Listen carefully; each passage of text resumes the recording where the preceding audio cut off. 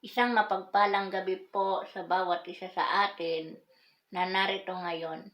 Sa oras pong ito ay akin pong sasagutin ang tatlong katanungan ni Pastor Nino Cruzado na kung saan ang una niya pong tanong ay, when is the second coming of Jesus Christ? O kailan po babalik ang ating Panginoong Jesus? Basahin po natin ang Mateo chapter 24 verse 42 hanggang 44. Sabi po dito, kaya maging handa kayong lagi dahil hindi ninyo alam ang araw at oras ng pagdating ng inyong Panginoon. Tandaan ninyo ito kung alam lang ng isang tao kung kailan darating ang magnanakaw, ay magbabantay siya at hindi niya hahayaang makapasok ang magnanakaw sa kanyang bahay. Kaya maghanda kayong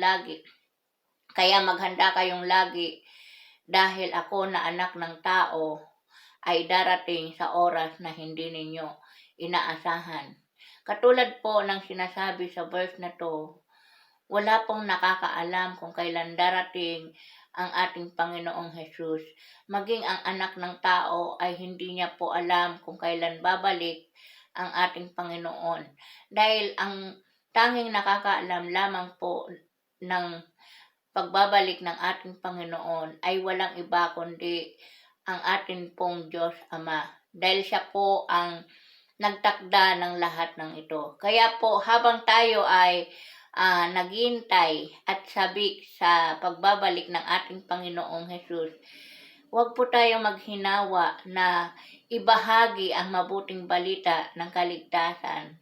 Huwag po tayong maghinawa na gumawa ng kabutihan sa ating kapwa.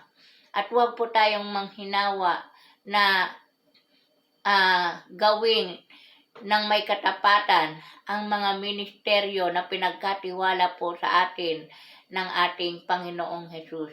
Dahil sabi po sa Mateo chapter 24 verse 13, ang manatiling tapat hanggang sa wakas ang siyang maliligtas. Pangalawa po na sasagutin ko ay ang katanungan ni Pastor Nino na bakit hindi ka na nangungusap sa mga tinawag mo at sumasampalataya sa iyo katulad ng dati. Sabi po ng Joel chapter 2 verse 28, at pagkatapos nito ibubuhos ko ang aking espiritu sa lahat ng tao at ang lahat ng mga lalaki at babae ay magsasalita sila sa aking wika at ang inyong mga matatandang lalaki ay magkakaroon ng mga panaginip at ang inyong mga binatang lalaki ay makakakita ng mga pangitain. At nangyari po ito sa aklat ng mga gawa sa araw ng Pentecost. Sila po ay napuspos at nagsalita sa iba't ibang wika nang bumaba po ang banal na espiritu sa kalagitnaan nila. Basahin po natin ang unang hari, chapter 19 verse 11 and 12. Makikita po doon na kung saan sinabihan ng Panginoon si Prophet Elijah na pumunta sa bundok at dadaan siya doon. Kaya pumunta po si Prophet Elijah sa bundok at nakaramdam po siya ng malakas na hangin na halos magiba ang bundok. Subalit wala po ang Panginoon doon. At nakaramdam po siya ng malakas na lindol na halos maghiwalay sa mga bato, subalit wala ang Panginoon. At nakakita po siya ng apoy, ngunit wala pa rin ang Panginoon. At maya-maya ay nakarinig po siya ng isang bulong. Mga kapatid, kung hindi po natin marinig ang tinig ng Panginoon dahil napakaliit na boses niya, lagi po nating tandaan na ang Panginoon ay nangungusap pa rin po hanggang ngayon. Kaya lang hindi po natin marinig ang kanyang napakaliit na tinig dahil sa napakaingay na mundo at kapaligiran nito. Nariyan po ang kabi-kabila ang balita nariyan po ang social media, nariyan po ang mga telebisyon, at nariyan pa yung mga chismisan. Kaya hindi po natin maririnig ang boses ng Panginoon dahil hindi po tayo nakakapagbigay ng oras at panahon. Pero kung gusto po natin na marinig ang kanyang boses, oo, uma-attend tayo ng mga Sunday service, uma-attend tayo ng mga Bible study, uma-attend tayo ng mga ganitong training. Pero kung gusto po natin na marinig ang kanyang boses, inihikayat ko po kayo na maglaan po tayo ng oras at panahon. At nakakasiguro po ako na ang Panginoon po ay mangungusap sa bawat isa sa atin. At maririnig po natin ang kanyang napakaliit na boses. Nasasabi ko po ito dahil nararanasan ko po ito minsan.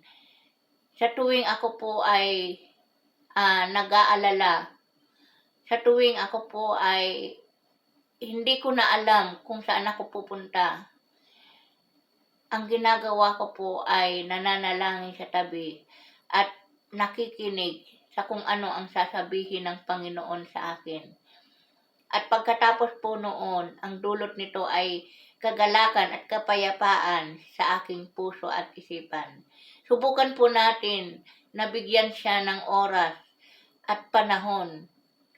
Maririnig po natin ang kanyang napakaliit na boses. At pangatlo ko pong sasagutin ay tungkol po dito sa may pag-asa pa ba ang mga natitirang tao pagkatapos ng rapture?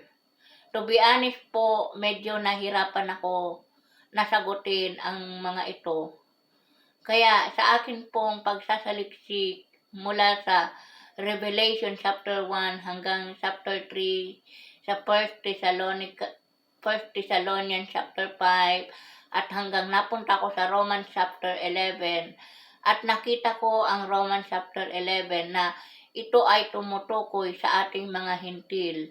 At tayo po ay inihalin tulad sa isang sanga na pansamantalang ikinabit sa puno ng olibo upang tayo po ay makatanggap ng biyaya ng Panginoon.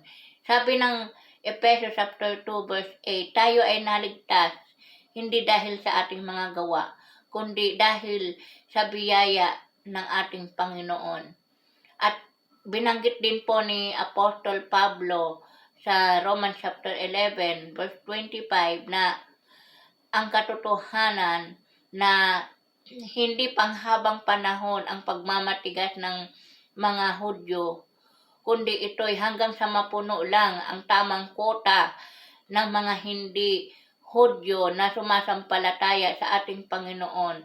At pagkatapos nito, ang sanga ng mga hintil ay puputulin at ibabalik ang orihinal na sanga ng mga Israelita, at doon papasok ang 12 tribo o 144,000 na maliligtas. Kaya po, ang sagot ko po doon sa kung may pag-asa pa ba ang mga natitirang tao pagkatapos ng rapture, according po sa sinabi ni Apostol Pablo, ay wala na po. Salamat po ng marami at nawa ako po ay nakapagbigay ng encouragement sa inyo. Marami pong salamat at nawa po ay naunawaan po ninyo yung aking presentation sa gabing ito. Pagpalain po tayo ng Panginoon.